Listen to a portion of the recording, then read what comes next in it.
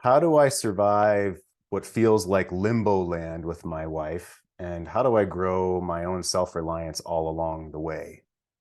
Today, this is a live tribe call. We've been hosting these live tribe calls since the beginning of the pandemic because I want you to know that you're not alone. And with Good Guys to Great Men, Steve Forsman, Dan Dorr, myself, all the coaches, we want you to know that you're not alone. And a huge piece of this is the brotherhood that we have together. And that's why we're here today. So I want to hear your questions, hear your stories. And we're going to talk about here in the States, we're coming upon summer. I have clients in New Zealand or in Australia, so it's wintertime there.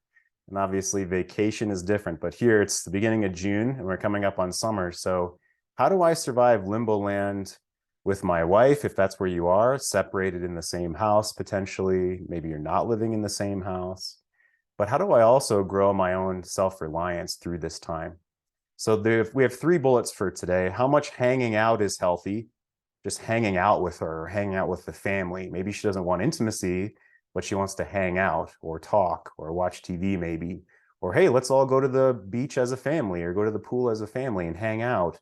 But it's often confusing because she says she wants space. She says she doesn't want anything to do with you right now. And you don't want your nice guy habits to slip back, and you want to keep growing your masculine depth even on vacation. So let me ask this question right now here to y'all that are live. How much hanging out is healthy? How much hanging out do you think is healthy if your woman is separated, or she says she wants space, if she says she wants no intimacy, where basically there's no physical relationship happening? Maybe she's in a lot of pain emotionally, she tells you. Maybe she's blaming you for things, but then she still wants to hang out as a family, right? Or still hang out and watch TV or chit chat sometimes. And it's confusing to you. So how much hanging out, just let's say friendly hanging out or family hanging out, how much do you think hanging out is healthy? Go ahead and punch into the chat. I want to get you guys' thoughts here. Let's get a baseline of where you are. If you're in limbo, how much hanging out is healthy? We're going to step forward. The only person you're destined to become is the person you decide to be, Emerson says. And what I believe is that we can control our own destiny, so to speak. We can control the direction of our lives. We can't control the outcomes, of course, but we can influence. That's what I believe. I believe I want to take responsibility for my impact in the world as a man, as an adult, as a leader in my career, in my community, and in my family. And I want to feel I have responsibility. I want to feel that I can affect that, right? And so I think every man here wants to improve yourself, grow your own self, have more skills as far as emotional awareness, connection with a woman, or success in the world, right? Just as far as your self-confidence in the world, you don't want that to be affected by your relationship. So if your relationship is in a bad spot, you don't want to be restricted in all the rest of your life. When I was going through this, I've told this story a couple of times, so I'll do the short version. When I was going through this about 8 years ago, 9 years ago, before I found Steve Forsman, who you guys know from Good Guys to Great Men, often, I felt like I was in free fall. I felt like I didn't know which way was up any longer, right? Married, kids, job, and all of a sudden she's hanging out with her girlfriends until 3 a.m. and says that I need to have more friends and I need to basically get a life. And like, where's this coming from? And then she wants space, then she wants separation. And that's when I found Steve Forsman. And so in that spot, I was, and this is embarrassing to say, it's vulnerable to say, but at work during that time, during that year, I was going to the bathroom in the middle of the workday and like crying in one of the stalls probably once a week, once or twice a week, and hid it from everyone and then go back to work and just hide all of that, shove all of that shit down. And that's what I was doing before I found this. I was just shoving it all down. And I don't want you to do that. I want you to know you have a brotherhood here. And point being, we can control the destiny of our lives, the direction of our lives.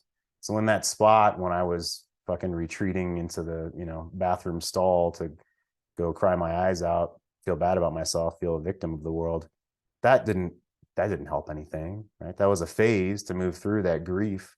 But then what helps is knowing I can grab the reins of my life. And that's a big goal of mine here today, is I want you to feel like you have the reins of your life and you're a part of this brotherhood here and you're not alone. So in this live tribe call, that's what we're going to talk about. I'll put these links. This is something guys ask about. How do I get a hold of you? Or how do I get a hold of the Good Guys to Great Men coaches? Or, hey, Jeff, do you have free stuff? I put it into the chat there as well. So you can go to my website, greatmenmovemountains.com, check out my stuff. There's a link to my free Facebook page as well, which has over 300 men in there. And we ask questions all the time and engage with each other and meet guys all around the country and all around the world as well. So go check out that stuff. I see you guys posting into the chat. How much hanging out do you think is healthy? So we're going to talk about that here in 1 second. Surviving summer limbo land and grow masculine self-reliance. So how much hanging out is healthy? Let's talk about this.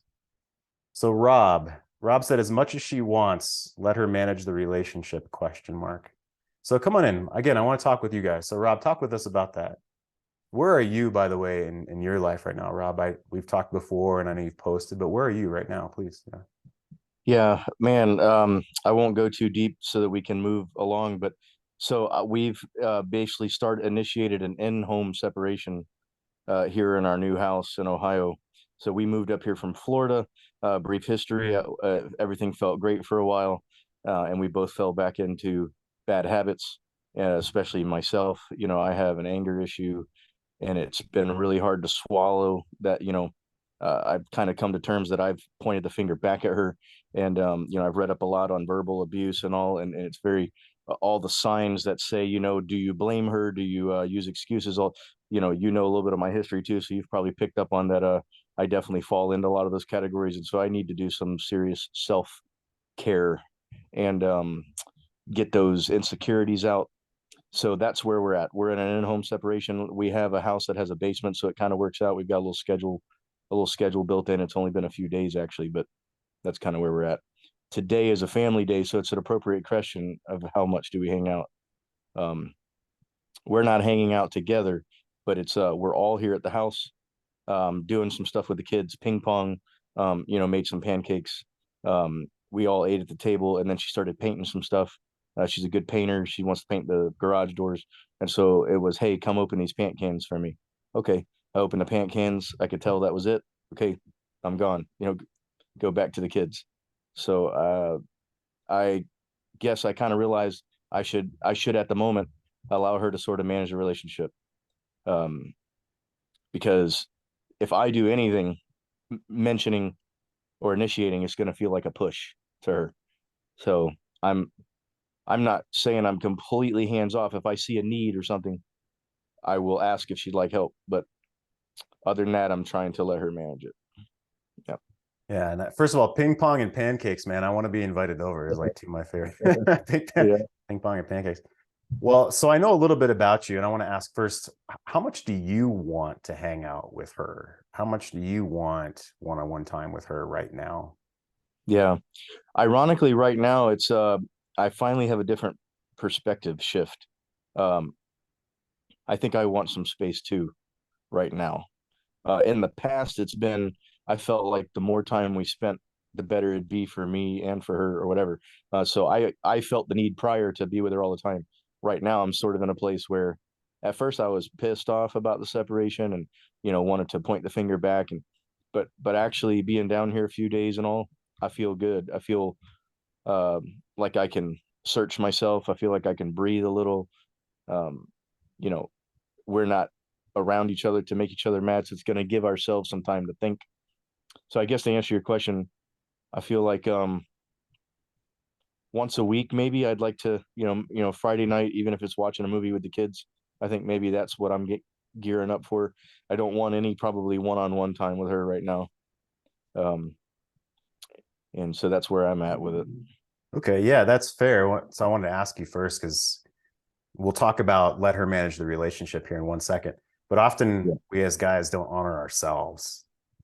What do I want is such an important question. It's not so much what does she want or how can I make this better for everybody else, but a part of this is you, right? What do I want?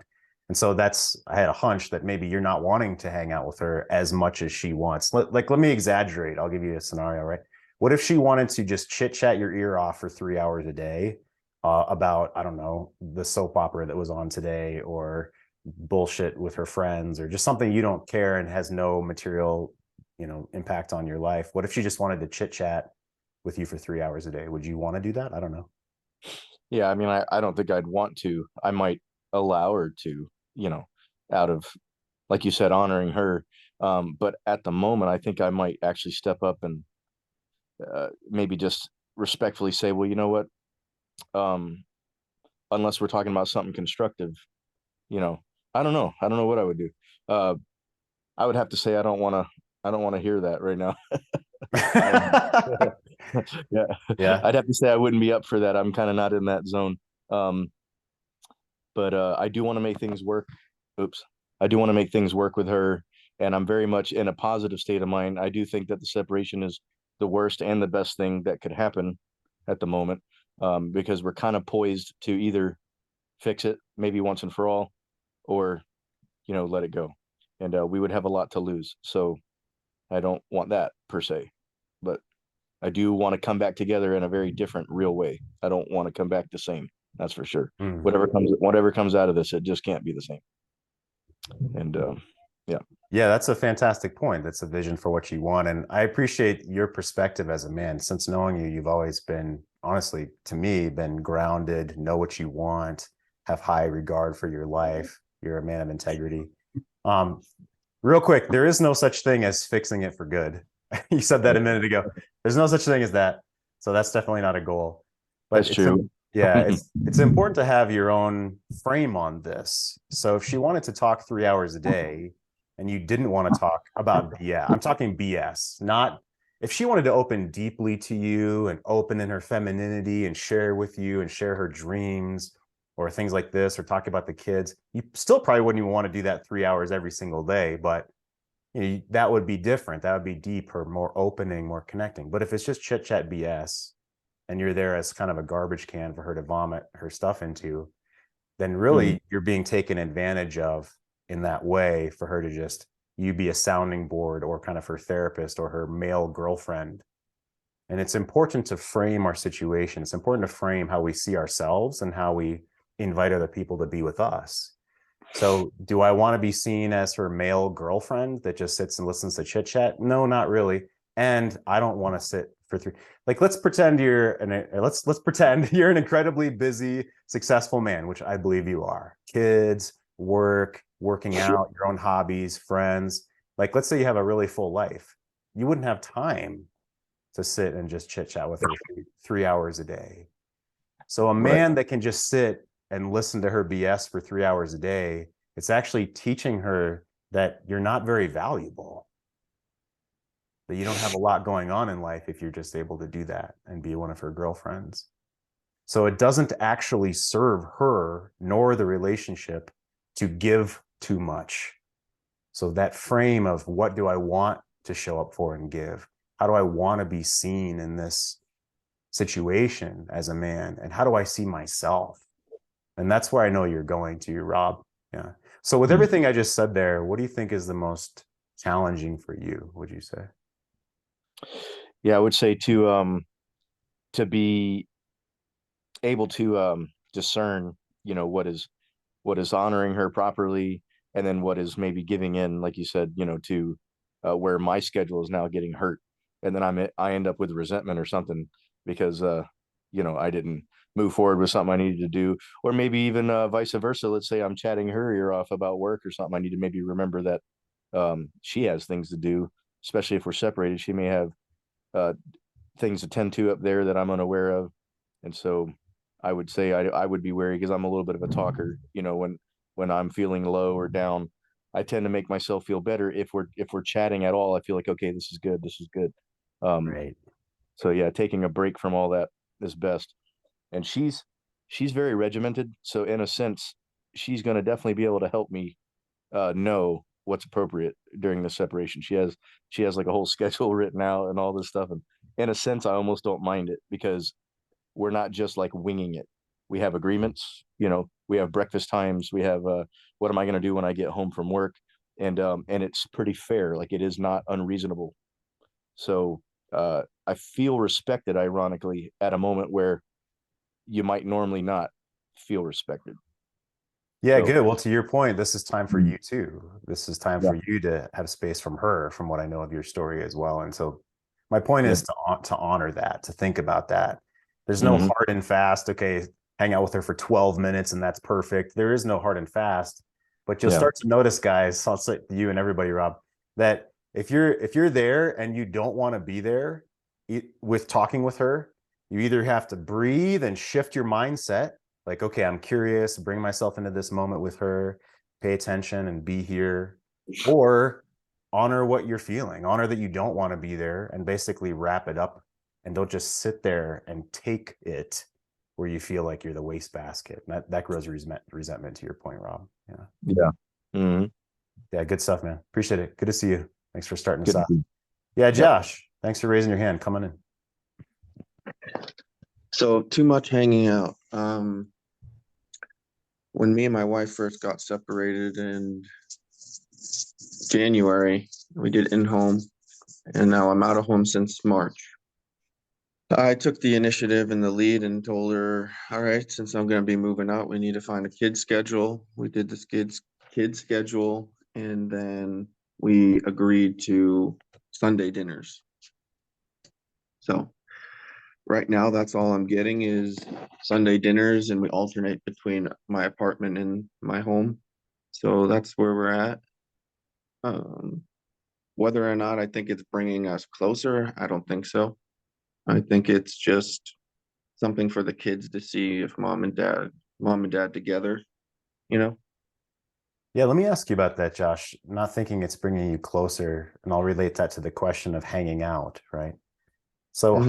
how much hanging out do you think is a good idea right now for you?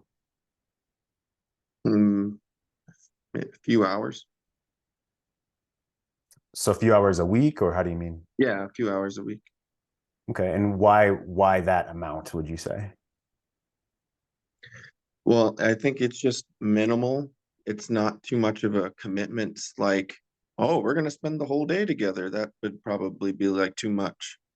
But like sitting down and having a dinner, I think can be appropriate. And I already gave her just as if I set a boundary for myself. I said, if we're gonna do these dinners and you don't want to be here and you're just gonna have this sour, angry look on your face, I said, I don't want to do it.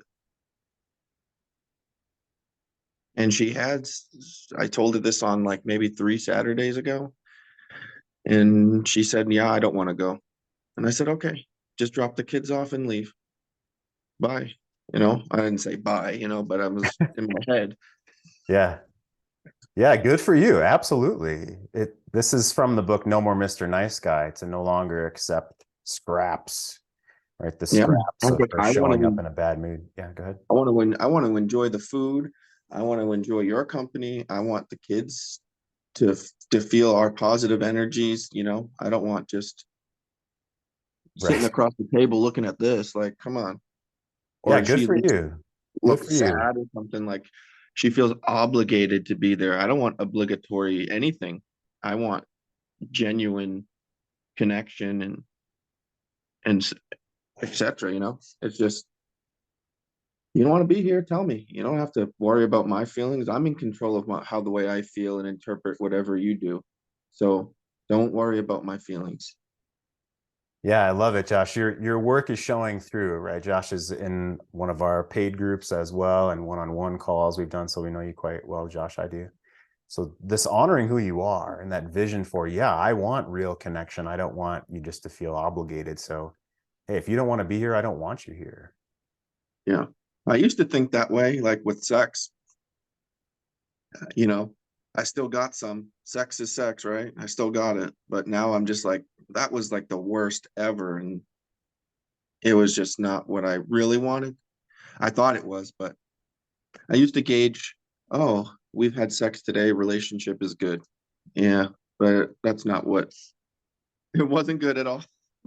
Yeah, that's very well said. So let me ask, when you said your current schedule with your wife, like hanging out, Sunday dinners, you don't Mm, think it's bringing you closer together. So why do you say that? How do you mean?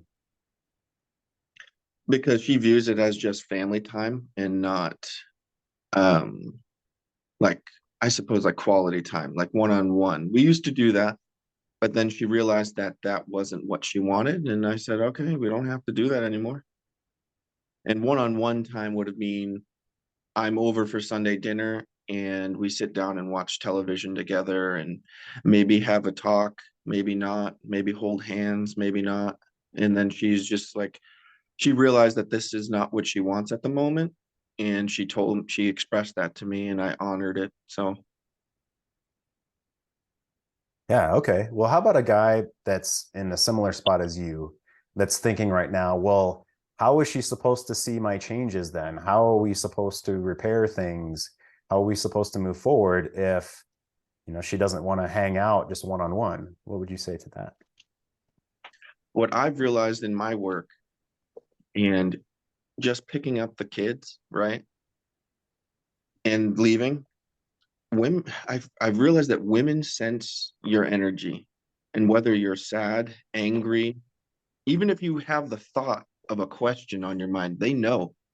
It's so weird. So like when you show up and you're being the the man you want to be, you're showing up and you're in the present and you're not elsewhere in your mind, they know and they can see the changes because my wife has told me she has saw changes in me and I thanked her for that. You know, they know. They know when you're in control of yourself and their emotions don't affect you. They know. So say that last part again. They know Oh, when you're not centered in yourself or when their emotions are yes, affected. exactly. Yeah, I don't guess I worded it right, but they know when you're a master of yourself. Mm, Like yeah. I'm like my wife will go off on me, say, "You did this, you did this, you did that," and then I'm talking to her normal, like I am with you guys, and I'm grounded and I'm centered in myself. I told her that I take responsibility of those things that I have done. I didn't tell her, oh, you shouldn't feel this way. And I said, yeah, I hear you and I understand your pain. And I said, I'm here if you want to talk. Yeah. You Beautiful, can't. Josh. Yeah, your work is shining through, man. Absolutely. Do you give yourself credit for how far you've come in this work? Oh yeah, I used to be an angry motherfucker, dude. I'd walk around the house depressed and angry and just like this and I'd follow her around the house and are we okay? Are we okay? What can I do? Can I fix anything? And all those advances and that don't work. Valentine's Day came around. I bought her flowers and a diamond necklace and just, she was like, why'd you do that? I was just like, oh, all right, that didn't work. All right, no gifts. Okay. Yeah, just a little too try hard, right? Trying to fix things. Yeah, you can't out talk your actions. Yeah, really well said. Awesome. Thanks, Josh. Good to see you. Thanks for jumping in. Yeah, Ashley, I'd love for you to come in. We started chatting before I hit record on this call. And so what would you say? How much hanging out is happening with you and your wife? Tell us about your spot. Yeah, right. So like I said, 8 weeks ago she told me we didn't have an amazing relationship in the past couple of years, but when she told me, it absolutely floored me. And as soon as she said, I kind of agreed with her. I'd sort of neglected her, etc.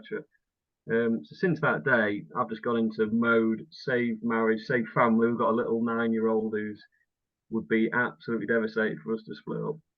And she was saying she wants to stay in the house, etc. Wants to be really friendly, but just I don't love you. I don't have that, if you like, the sexual thing at all. So we've been hanging out, sorry, a lot, and it's actually gone very well. But at the same time, there's been no sort of, well, there has been moves on the kind of intimate front, but it's always been afterwards, like from her point of view, why did I do that? That's just confused me. That's not good. We mustn't do that kind of thing. So I've been on this kind of roller coaster where 1 minute you think, oh, this is just amazing. We're getting on better than we've ever done for ages.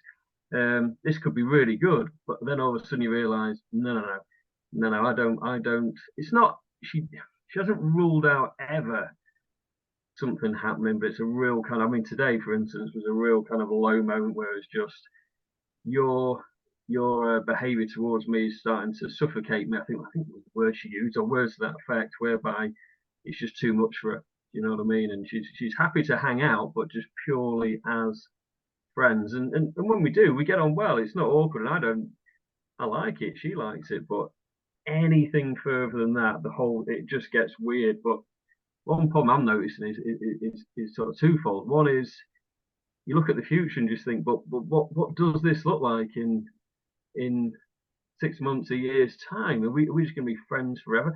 And she hasn't ruled out.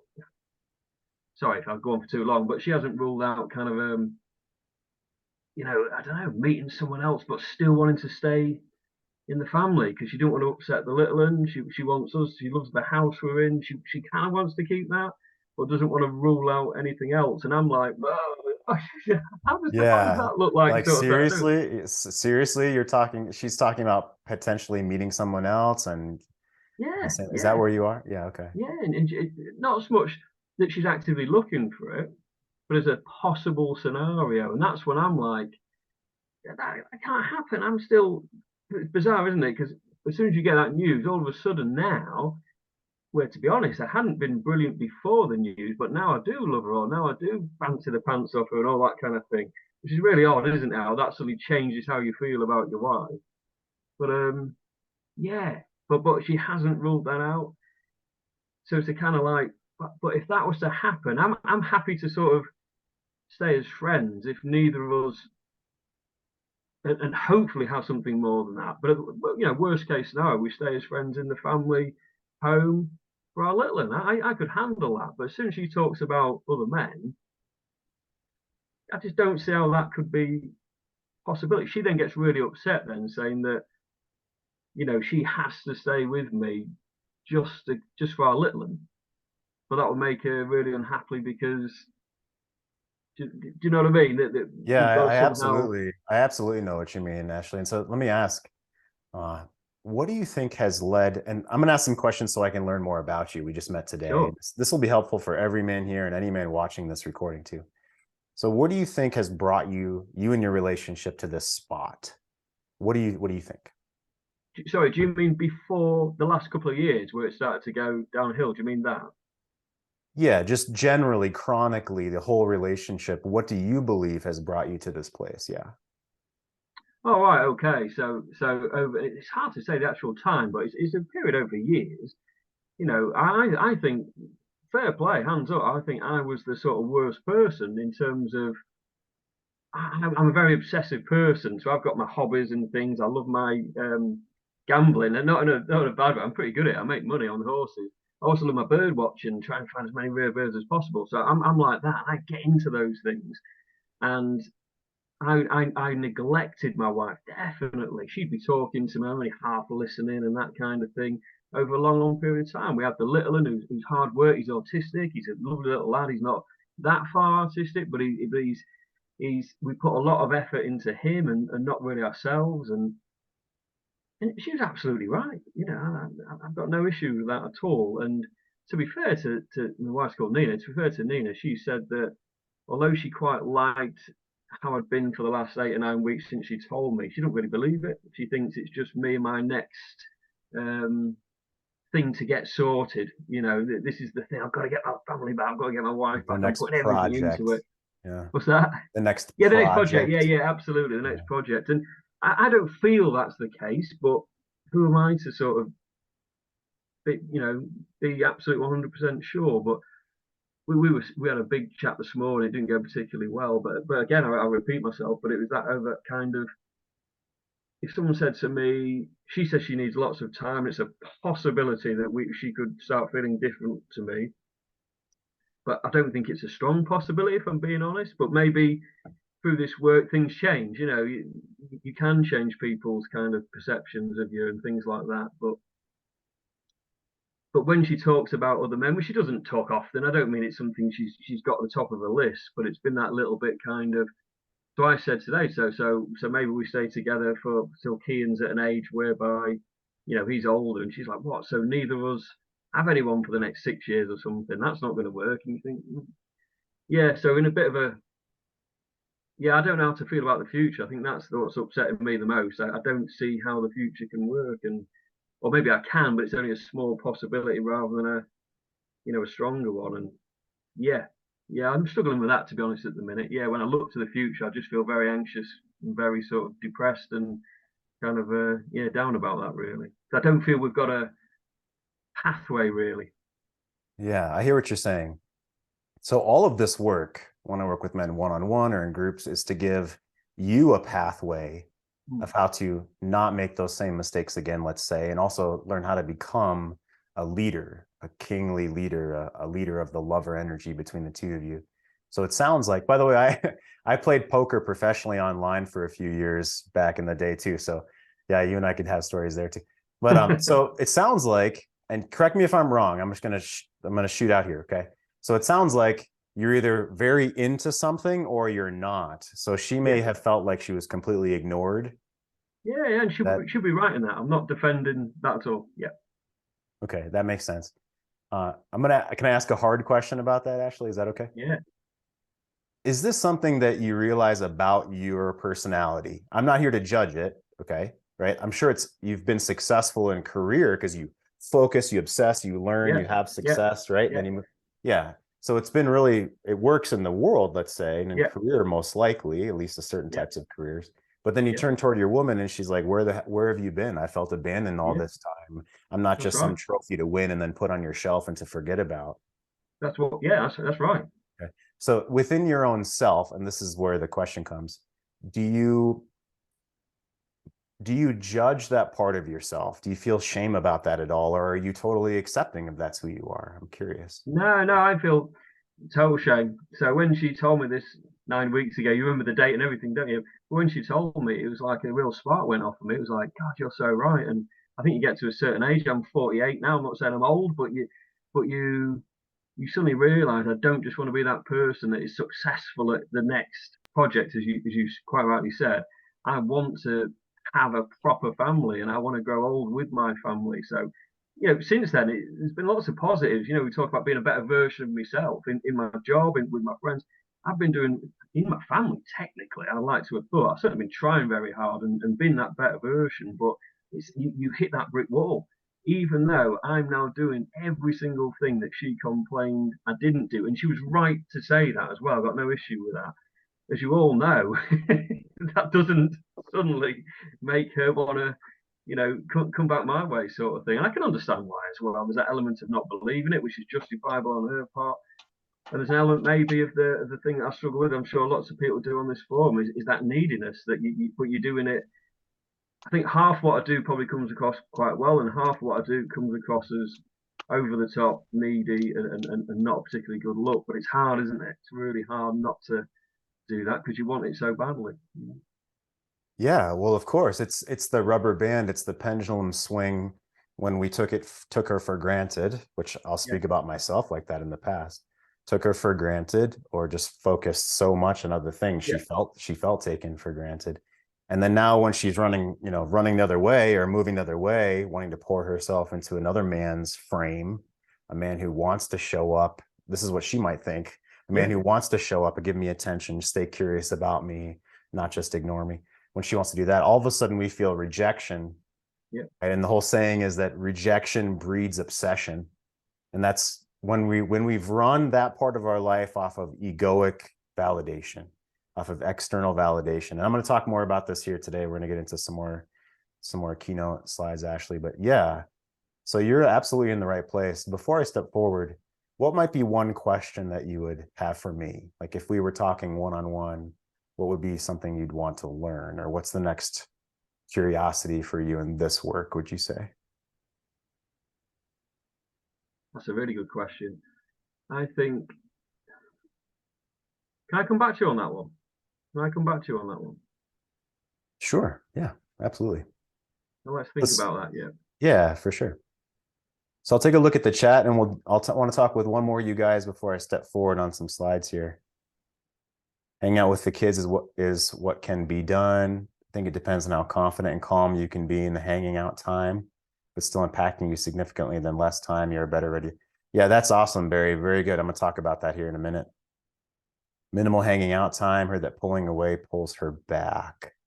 Chris, are you able to come in and tell us about that? Heard that pulling away pulls her back. Are you able to come in, Chris? Maybe not. So we could talk more about that, Chris, and I would say just my initial reaction, I heard that pulling away pulls her back. And I don't know you, Chris, and I'll just say that this work is much deeper than any one particular tactic, right? And I think you'd agree with me. So we don't do things so that then she does something else, right? We're not here to play a game or pull the marionette string so that she, and even if we did that, by the way, guys, like I could teach you how to manipulate a woman, but if you did that, she would end up feeling manipulated eventually and feel betrayed and feel like, wow, she really can't trust you now because you just pulled the wool over her eyes, or at least you tried to. Women are on red alert, high alert for manipulation. It's part of their design. So that's, as Josh was saying earlier, anytime we have malice in our heart or resentment, or, we're trying to trick her. I don't know if you've ever said, maybe you've done a white lie, let's say, you've lied about something and you watch the other person to see if they buy it. She's going to pick up on that kind of stuff. Like, oh, I read this in a book. Let me see if it's going to work. And she'll see you waiting to see if it's working on her. And man, that's red flags. She's going to run the other way. Like, you're going to hurt yourself. So I wanted to ask about that. Minimal hanging out. That's fair. That's exactly what Barry was saying above, that if it's still impacting you significantly, then less time with her is probably good. That's a point I'm going to make here in a second, Barry. So that's really great. Frank says, no idea. When she has said to hang out like family yesterday, to take the kids to look at the dogs at the pet store, I said, okay. Today she told me no to going to church this weekend. I just said, okay, but I haven't asked her to do anything, just us alone anymore. Yeah, Frank, are you able to come in? Tell us about your situation. Yeah, go ahead, please. Come on in. You hear me? Yeah, go for it. What's your spot, please? Today marks a 3-month anniversary of her dropping the bomb on wanting a divorce, and she ratcheted up yesterday when she said she wanted financials to submit to her attorney. She got an attorney about 2 weeks ago, and so that it got cranked up. That actually pushed me more to the edge, and I guess the anger phase of it, because I thought we were still trying to see how things worked out, maybe to the end of the summer. We had a tentative, that wasn't set in stone, or she never agreed to it, but it was kind of like I said, hey, coming up on our 19th year wedding anniversary in the end of the summer, let's pick that as a target date and see how things played out. But when she got an attorney last week, 2 weeks ago, that kind of really pushed me on the edge to get a little more on the angry side. And also, like you said, you kind of put them on a pedestal sometimes, and then you realize, like, wait a minute, she's a human like me. She's making errors too.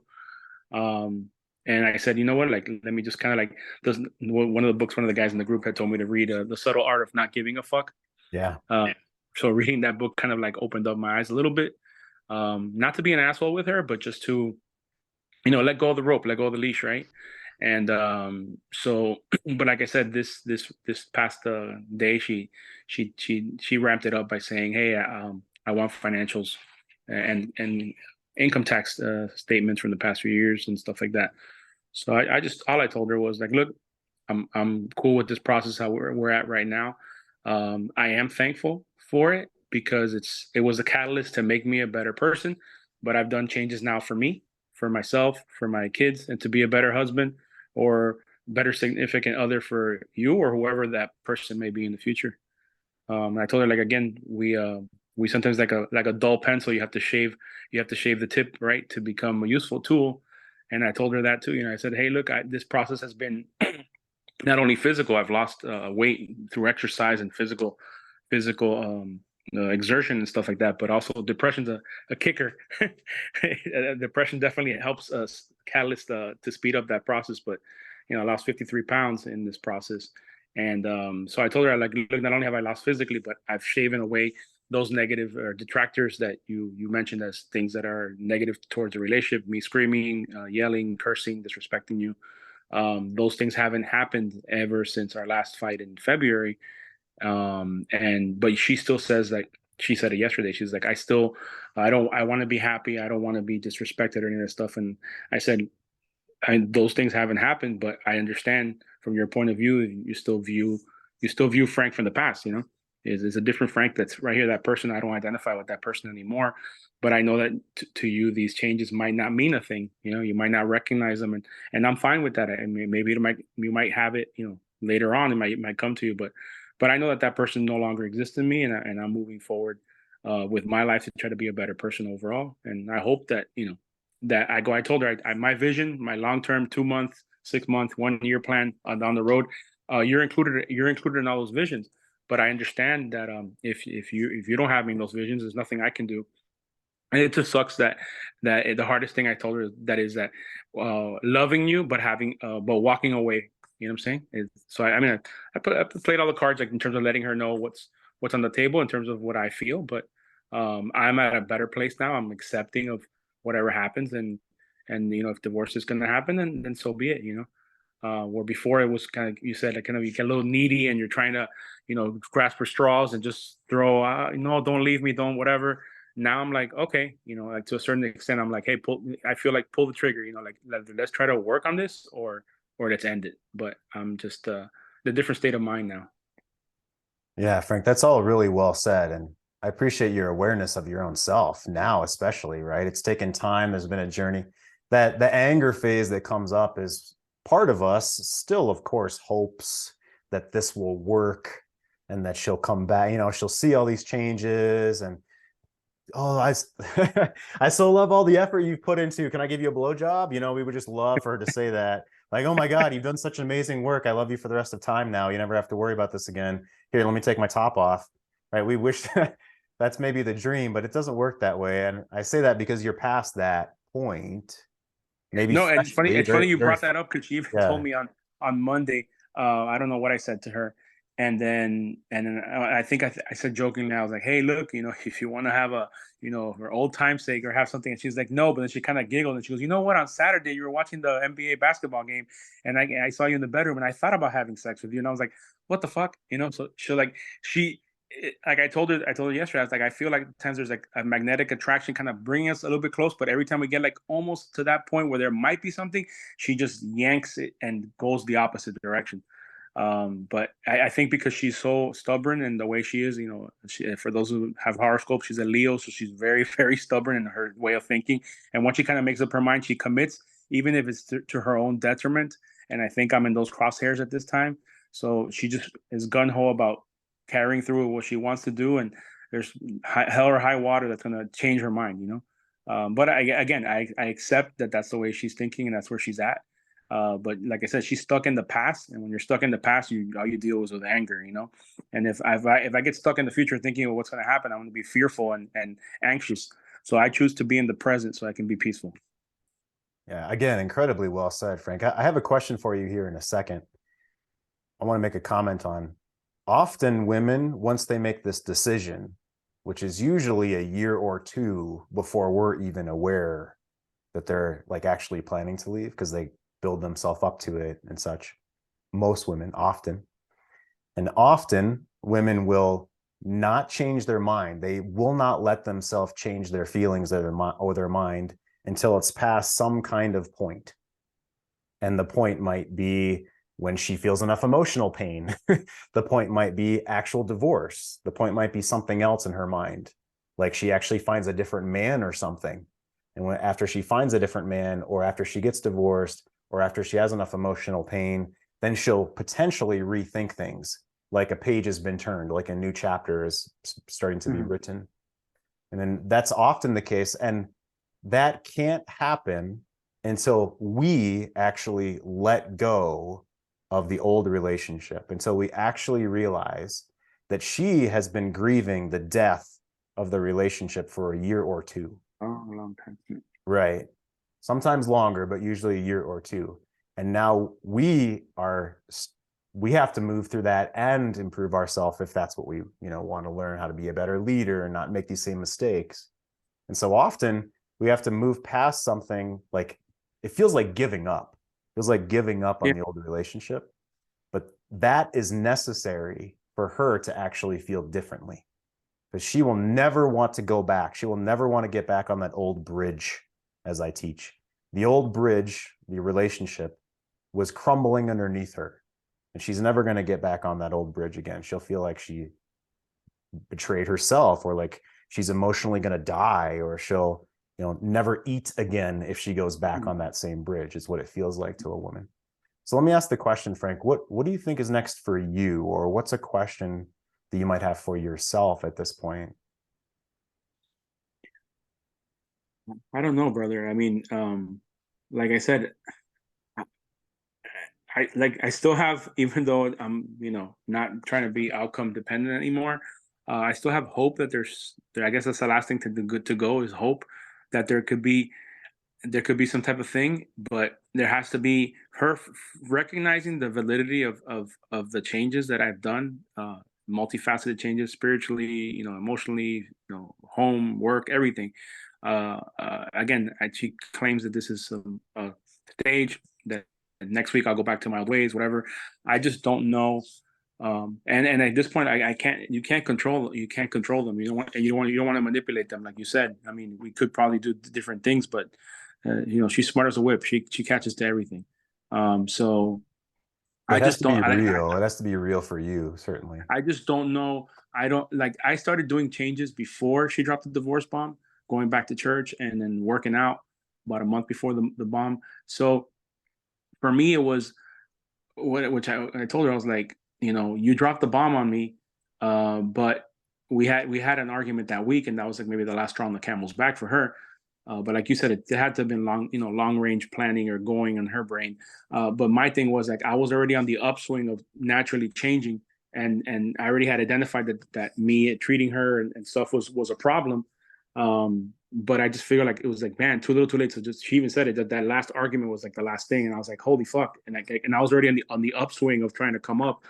And like, I don't know. I wish that she would have, she said she told me many times, but her communication and what she thought she was effectively communicating was obviously not the case, because I was out in left field. The day that she dropped the bomb, I had a date night planned for her. I went thinking back to my old roots of when I asked her out, had flowers waiting at a restaurant, romantic dinner, wine. I had a whole bunch of stuff planned, and coming home from a cloud nine, leaving work early to just get there to take her out. To her, like, we're not going out. This is done. I'm like, you have your period, and we're not gonna go out. Cancel the babysitter, and like, no, we're done. Like, we're done. And then I was like, and then she dropped the, I don't love you anymore. I don't whatever. I feel emotionally and verbally abused. All the the script. She literally went online and just read it verbatim. So I was like, I just wish, like, for whatever essence or whatever, that there could be something to prove to her that this is not a bullshit, and to just give it one shot. You know what I'm saying? Like, she doesn't want to do anything. She's not going to therapy. She's not talking to anybody, doing any self-help groups, no books, nothing. She's just hell-bent on her decision and just dealing with anger and resentment. And there's nothing, I don't see her doing anything to try to, at least, like I was just telling you, if we could just try to go down this path and see if it can work. And if it doesn't, you know what I'm saying? At least we know, because she even told me yesterday, I don't want to break up my family. This is the hardest thing. But I'm like, you're not, I'm willing to try to do something with you. Like, she's not. And I left it at that, but I wish there was something to get through to her to, like, say, can we at least attempt something? And so I don't know how to convey that. That's where I'm stuck at. Right. Yeah, I got you. I hear you.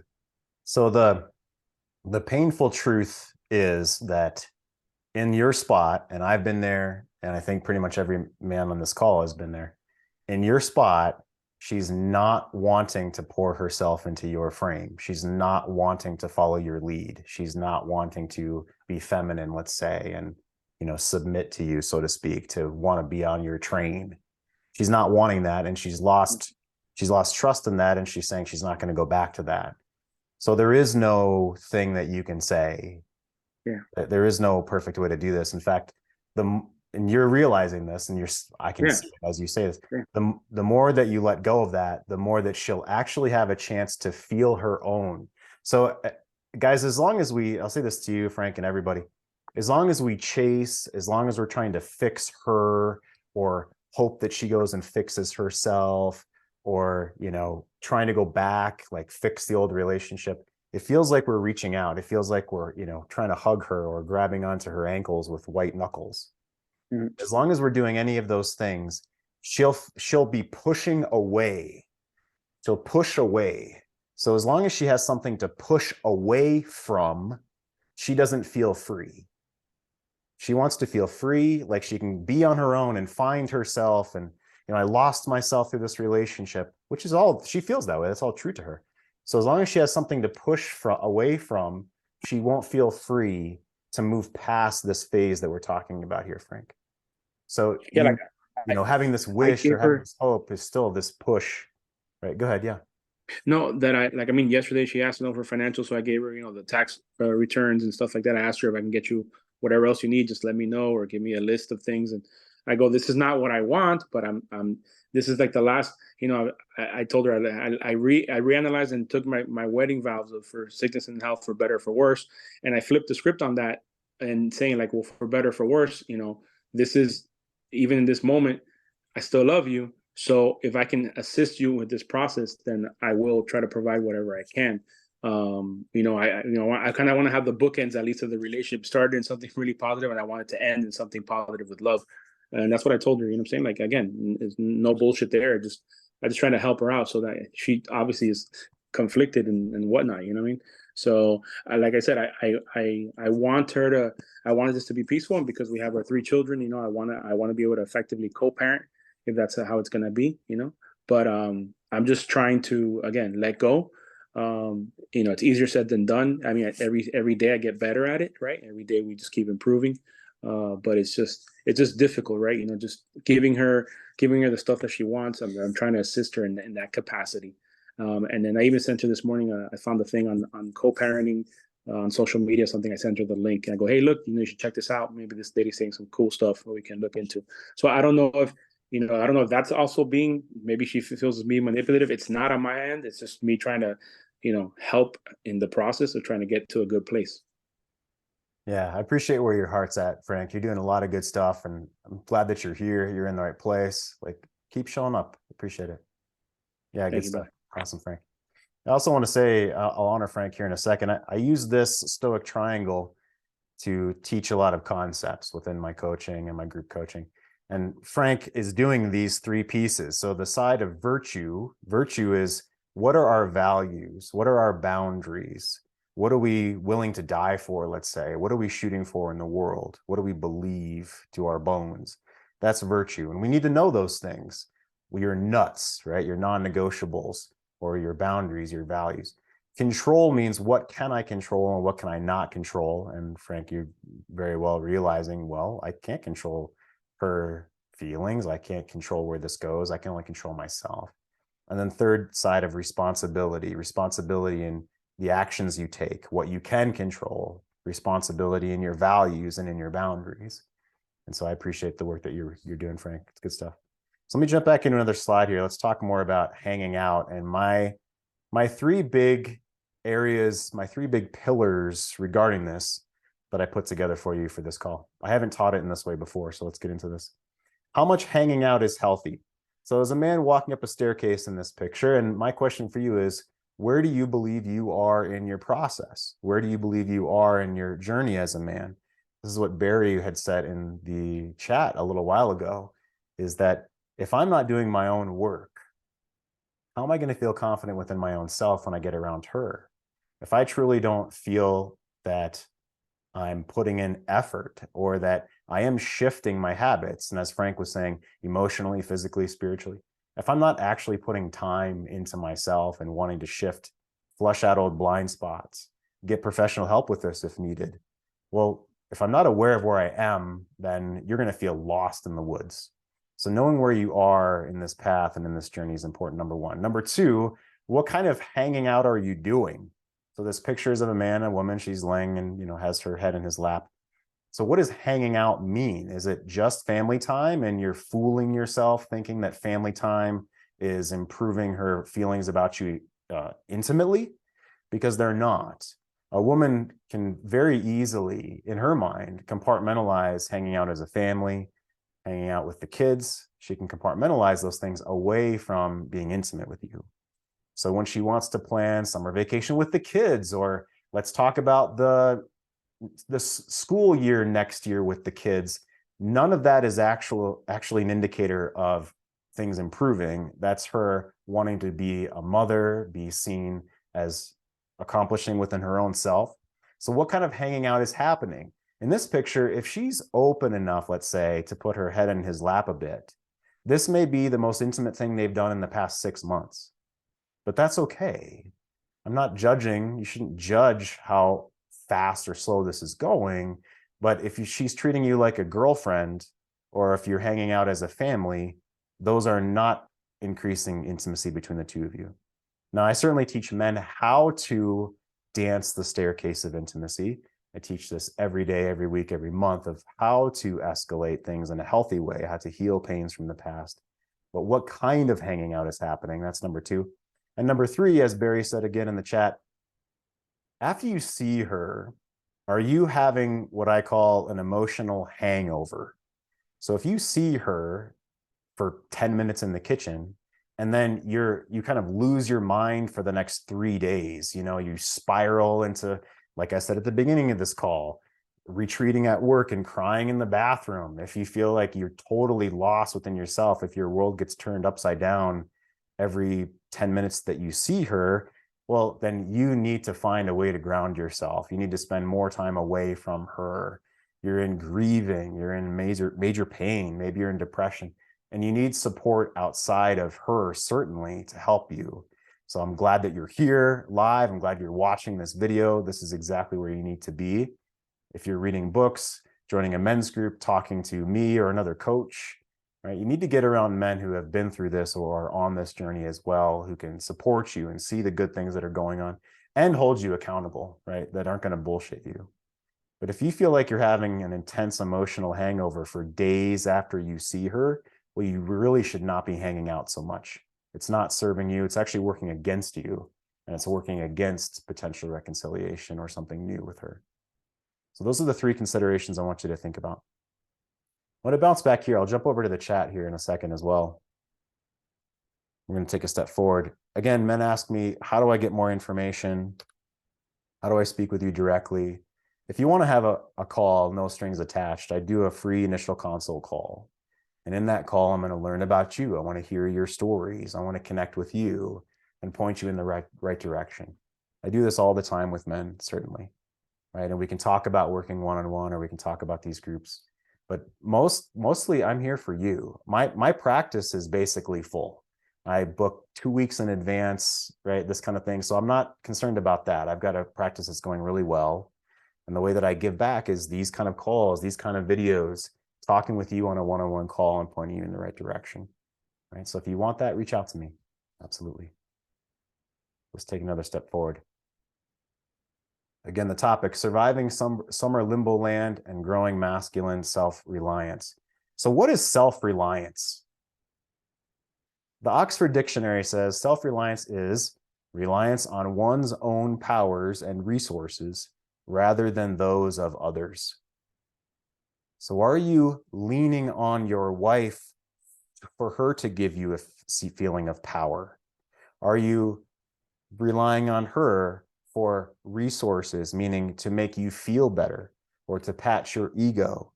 And if she doesn't give you these things, if she doesn't give you the time or the sex or the smiles or the attention that you're hoping for, or the little boy within you wants consolation for life, oh, poor me, look what happened at work this week, or hey, let me brag to you and you can pat me on the head. If you're doing those things, then you're sourcing your power through her. You're sourcing resources through her. Okay, Jeff, but yeah, aren't relationships supposed to be 50-50, and aren't we supposed to lean on one another? Well, that all sounds nice, and that's the common current cultural story, is that we're all the same and we lean on one another. Well, how come that doesn't work? How come that doesn't work to keep intimacy and the spark alive and chemistry alive? Because we aren't the same. Because we have more masculine tendencies, usually as a man, wanting responsibility to go achieve in the world, to throw the spear and kill the buffalo and bring home resources, right? To achieve and succeed in the world, check these boxes of providership and protectorship. And a woman wants to grow love, her femininity, I should say, wants to grow love and connection and camaraderie together and family and intimacy. And she wants to go into depth.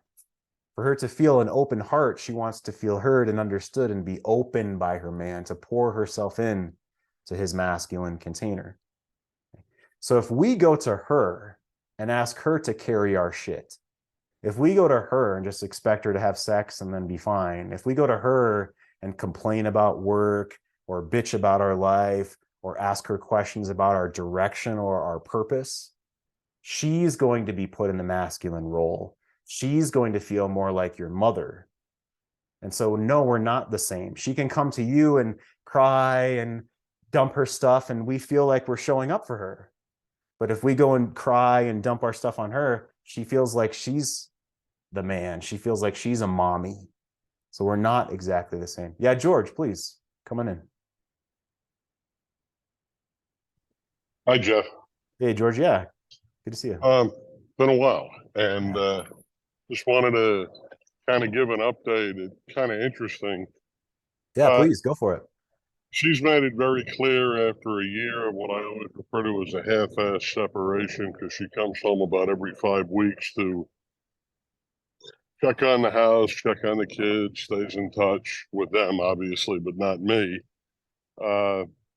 She agreed to meet with a counselor the other day that we hadn't talked to in a long time. And I thought it was to improve communications and work on what she refers to as a friendship. And I thought the counselor was very profound, and it really ties to what you're talking about. You cannot be friends when you're separated. It's bullshit.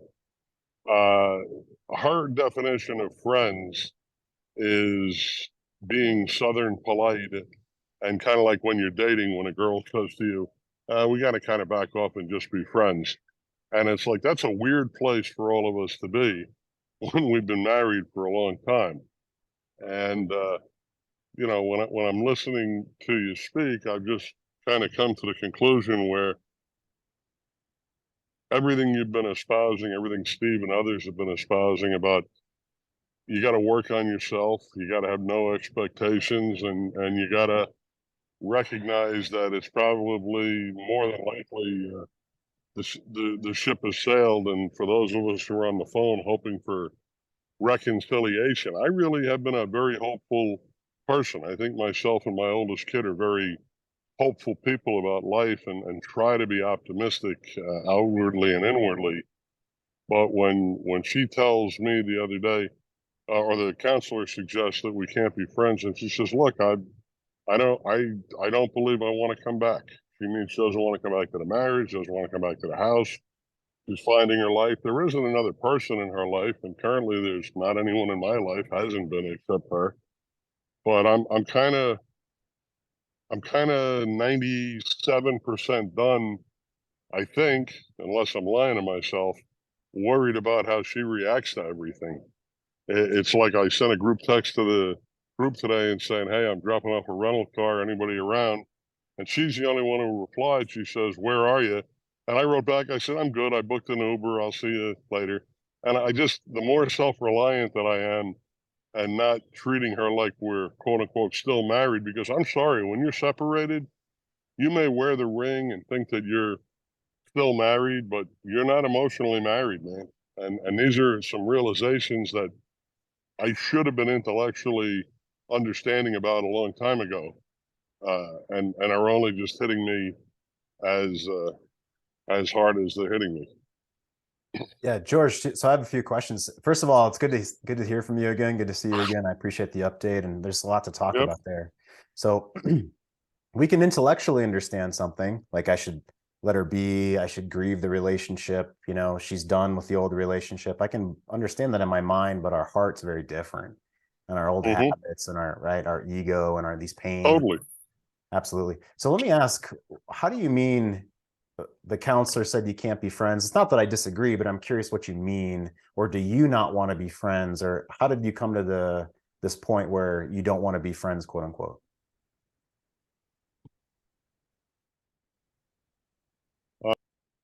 Lost audio. Are you there? Yeah. So again, how did you Okay. get to the point Yeah. where y'all decided to not be friends? I'm just curious how that Well, that's a hard one. I'll tell you why. When she came home and I was, again, trying to get a gauge on how she's doing, how we might be doing, and all of those nagging, pushing things that we all do. I don't think I was particularly nagging, but it's how she interprets things. She said, look, we just want to work on a friendship. And I said, hey, listen, I believe in actions, not words. And I don't think your actions over the past several months of ghosting me and living this separated life is indicative of truly being a friend. You don't check in. My friends check in and say, how's it going? Want to grab a beer? Doing that. So are we really friends? And I said, I don't think we communicate well. I think it's why we're here. We do not communicate as well as we could. You were unhappy. I was unhappy. We're both finding our happiness apart. But I'd like to see how we could find it together, but it's going to require work on both of our parts, won't it? And she says, well, the friendship is what we should be working on. I said, well, why don't we call our counselor and see if he'll come over and try to help us communicate better and work on the friendship. And I think he kind of cut through the bullshit and said, hey, Lisa, I don't necessarily believe you want to be friends. I think you're just trying to be Southern and polite and getting George to kind of back off. And is it a stall tactic because you don't know what you want to do and you're indecisive and you're confused? These are questions you have to ask yourself. But he says, George, you define friendship as somebody who might want to reconcile with the marriage and become eventual lovers again. She defines friendship as we are not married, marriage is off the table, but let's be cordial. So it comes down to the definition of friendship. Her definition and my definition of friendship is different. If I become friends with a guy, we may become golfing buddies. If I become friends with my wife again, we might actually go on a date and enjoy each other's company and provide acts of love and validation. And she's not really giving any of that, but she keeps talking about friendship. So he suggested that we take friendship off the table because we have different definitions of friendship. Yeah, that's well said, George, and I'm glad that you illuminated that, because what she means by, and there's so many guys that face this, right? So she means by friends is very different than you saying, yeah, let's be friends so that we can eventually fuck again. That'd be great. It's like, that's a totally different thing. Totally different thing. So talk with me about, she's come home every 5 months. What was that? She kept coming back home? Yeah. She announced to the kids a year ago, as my daughter was graduating high school, we were going our separate ways. And since her parents are old and having a lot of health problems, she's going to move up to another state and live with them. She stayed in touch with the kids, but I've been left to maintain the house and, run the ranch and have all the ass ache that she was dealing with as far as, 18-year-olds and 21-year-olds. And basically, in my opinion, being a single parent on premise, but she still stays in touch with them and does separate things with them. She did this a year ago at Christmas time. She came home, stayed Christmas week, cooked all their favorites, but left on Christmas Day to go have Christmas dinner with her sister and her parents. And I believe in my heart that part of it was to enjoy what she wanted to do, and part of it was to send a message that things are not going to be the same as they were. And she can justify it all she wants and say Christmas Eve was always our thing and Christmas Day was with others. But, at the end of the day, she goes to the beach with her friends. She made a comment in the counseling session the other day. I think when I come home in the future, I'm going to stay at a friend's house and not come home here anymore because you get your hopes up too much. And I said, well, then we're definitely not working toward any kind of a friendship. That's backing away further. So, that's kind of the scene. I don't know if I'm dancing around too much or giving you context that might help others. Yeah, I understand. So again, let me ask, what do you want at this point? I know this sounds subjugating and probably untenable for some of the guys in this group, but I could live with a part-time wife who is committed to caring for her aging parents, who, when she comes home, brings her best to us and takes note. She takes notes. She says, "You're getting along better with the kids than ever. You're doing a lot of good stuff here, but it's just not for me. I don't feel the love in my heart." So I would like her to love me again in a way that's comfortable for her and be open-minded to the fact that I'm a good person, she's a good person. Let's get over the bullshit and communicate better. And I think she's at a point in life where it's easier to live elsewhere, have a cat, and not have the emotional baggage of a husband and 28 years of history, much of it good and much of it challenging for both of us. What do I want? I'm good with a part-time wife. I'm actually, it's funny. We had to come to this stage for me to realize we don't have to be codependent. I can live my life. She can live her life. But when we come together, let's just be good. I watched an episode of Ted Lasso last night, and Leslie, the GM, he says, there's no such thing as perfection. We just got to keep working on getting better. And I don't feel like she's checked in to get better with me. I think she's focused on getting better for her own future, uncertain, and what that might be. Yeah, I would absolutely agree with what you said there, George. And yeah, I just finished the 3rd season of Ted Lasso. I think it's probably done with it. But anyway, that's a really great show. But so let me ask, I love what you said, and I understand, and my heart bleeds for this vision of, hey, I'd love for her to come back. And I think you said part-time life where she comes home and things are good, but that's not what she wants. So so thank you. I appreciate that. However, let's say that she just wants a cat and she wants to live on her own and she doesn't want to be with you. And that's that's who she is, at least right now. Yeah. So with that assumption, then what do you want? Well, it's interesting because I don't want to fuck her over. I love her and I appreciate the children that she gave us and the blessings that we've had and we could still have. And I'm not at all trying to be manipulative, but I'm cool staying married and separated so she has health insurance until she figures out what she's going to do at 55 years old. But at some point, she, I believe, feels she has to file a divorce just so I have a piece of paper in my hand to know that it's done. But it's, for all intents and purposes, done, and I have to accept that. I thought we were on life support. I thought we were hanging by the thread, but I don't think we're on life support anymore. I think she's pulled the plug and taken the parachute. So the short answer is, I don't want to file for divorce because I don't want my kids to feel that I was impatient or to have some bullshit narrative that I couldn't wait for her to figure out her stuff. I just want her to figure out her stuff and see if there's still a place in her heart for me in some fashion. Sure, that makes sense, and that's fair, George. And the time frame in your mind, like if you and I were having a one-on-one call right now, I'd say, okay, you've made that decision for now, meaning it doesn't sound like you want to try to go see other women. You don't want to cultivate anything outside of the marriage. You're going to work on yourself. You're okay. Why would I want somebody else's baggage and problems and shit? They're going to bring it to my life. It's better to deal with the angel and devil that I know. Okay, so yeah, no problem. So George, if I can ask, how old are you, George? 59. Okay, 59. So let's imagine there's another dimension, right? There's a copy of George. He's 59. He's in another universe, another dimension. And that George wants to be around women, like new women and experienced women. What's the youngest age that you would be interested in hanging out with a woman? How old would she be?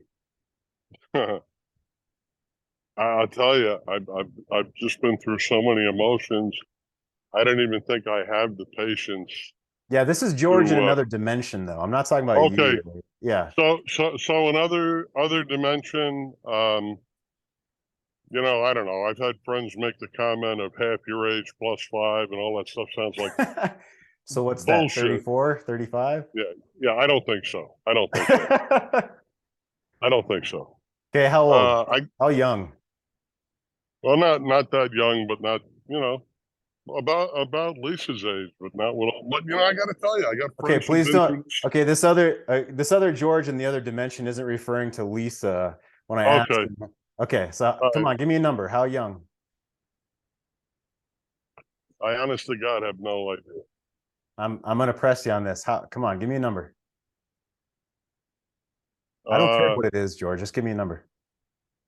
I'm emotionally youthful like me, but I don't really care if it's close to my age or 50, 55, Okay, thank you. 50 48. sounds good. So George in this other dimension, as young as 50, and these women that he hangs out with, they just want to see him once a month or once every 2 weeks. They want to have fun with that version of George in this other dimension. They don't expect him to be her therapist. They don't expect him to heal her bullshit from the past. She just wants to be on an adventure with him once a month or a couple of times a month or 2 times a year. And she wants to just show up and be feminine and appreciate and smile and have coffee and have a glass of wine. And they don't expect to be each other's therapist. What if that was a possibility for that George? What would you say about that George? The guy in the other dimension? Yes. Yeah, I think it'd be fine. You think he would? I don't know. You think he'd be happy with that? You think he would enjoy that? No, I think he'd be probably settling for less than he deserves. Oh, okay. So what does he deserve? Someone who's checked in, someone who responds to phone calls and texts and is found their happiness with their life and wants to find happiness with him but not be codependent. Sure. So when you say text and check in, you're meaning how often? Yeah, you know, just being available, man, being emotionally available, being physically available for one another, subject to availability, but not putting up force fields for things of the past and things like that. Sure. So with a new woman, there's not going to be things from the past. But one thing I want. Well, I think there will, because they'll have shit from their prior life, but that's another story. I understand. Right. So that's an assumption that you're making. Mm-hmm. Yeah, and we all have our stuff, but it Mhm. sounds like the assumption is that she'll dump it on you. Yep. Yeah. So I'm not sure if you see where I'm driving here. The vision of where you want to go, the vision of where you want to go is driven by your assumptions about, and I'm sorry, I forgot your wife's name. Assumption about your wife. There's assumption about other women. And there's assumption that what would make that version of you happy, that other dimension version of George happy. And it sounds like the assumption is that you want much more frequency and volume of connection. But a moment ago, you said you'd be fine with a part-time relationship with your wife, yeah? So I'm trying to understand what that means. What's a part-time life mean? I think I've settled for less than I would like in recent years, and she has too. And I guess maybe I feel like I need to get back to that so I can grow something, but it feels very unrealistic. If it's not there, it's not there. Get back to what? So you can grow something. Common ground, pleasant conversations, laughter in the voice. That, you know, it's very hurtful when you hear people on the phone talking to distant friends and relatives and having more joy in these non-committed conversations than with the person who you're married to. Right. That's very painful. I've been there. I think every man in this call's been there, where she gives more attention to the cat, or her, Right. you know, she laughs big and deep on the phone with someone else and then turns to you and she's just stone-faced. I think we've all certainly seen that, George. And where I'm going is, and you and I know each other decently well from all these calls over time and things, is that I hope you have compassion and respect for yourself in that she's not wanting those things with you right now. This is what you're telling me. She's not wanting those things right now. And so it sounds like you're still grieving. You're grieving the Yeah, loss of that. And there I is, would agree. yeah. And to your point, you don't want to take scraps from the table. There is no middle ground for you. You don't want to be half-assed friends. You don't want to be the taking care of the house while she's away, and then she can just come back and get all the positives and then jet on you again and bail on you again. You don't want, that's not a relationship to you, is what I'm hearing. Mm-mm. No, we went from what I'd call deliberate limbo on her part to completely checking out and taking the parachute. But she doesn't completely check out. She stays around because we have financial interest and 3 kids. I mean, she makes the comment, "I'll never be totally out of your life." And it sounds like a sentence to her as opposed to hope, if that makes sense. It feels like a jail sentence when I hear it in her voice. You can tell the difference, if that makes sense. Yeah, it does. I mean, and that sounds really Horrible. sad. Yeah, it sounds Yeah. it sounds really sad where she feels she's put herself in a no-win situation where she always has to rely on you, either financially or for benefits, but there's no love involved. So she feels trapped in that spot. And by the way, I think that's been going on for 10 years. And I think certain relatives and certain close friends have not helped that situation along, as they tend to choose sides. Sure. You know, because everybody listens to the narrative of the person they're closest to and believes it. Yeah, I agree. And I'm glad that you have some humor around that there's a lot of tragedy in this work, guys, right? That's the doorway that opened for us to step into finding out who we are, learning about our own values, becoming the man we want to be. I know that's been true for me and true for men that I work with. And I think that's true for you too, George, is okay, not taking the scraps from the table any longer. What do I want to cultivate in my life? Correct. Yeah. Thanks for jumping on, George. I appreciate it. Come on here Sure, next thank time, you. too. Yeah. I will. So guys, I was focused on the calls, of course, and you that were on here live, so I didn't have a chance to check out the chat. I would love for you to follow up and post in my forum, the Facebook forum, or email me directly if you want me to field some of your questions, because I certainly honor you. I want to leave us with a quote. Actually, Dennis Block, if you know him, posted in the forum today. Dennis is a man who's been incredibly supportive and doing this work for many years. He posted this Mark Manson quote: "You must develop the ability to be disliked in order to free yourself from the prison of other people's opinions." And that's a piece of this work, is the confidence, the depth, the awareness to know it's okay if our woman dislikes us in this moment. Just like it's okay if our kids dislike us in this moment, or our neighbor, whoever the hell else. It's okay if they don't like us in this moment.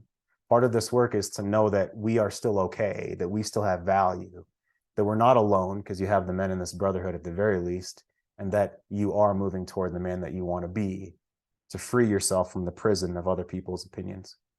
So if you want to reach out to me one last time, here's links. Absolutely appreciate you guys being here. Post them one more time in the chat. Reach out to me. I love you guys for being here and being on here live. I'll see you in the forums. Okay, I'll see you on the calls. Ask questions. Keep joining these calls. Appreciate you guys. Have a good one. Ciao, guys.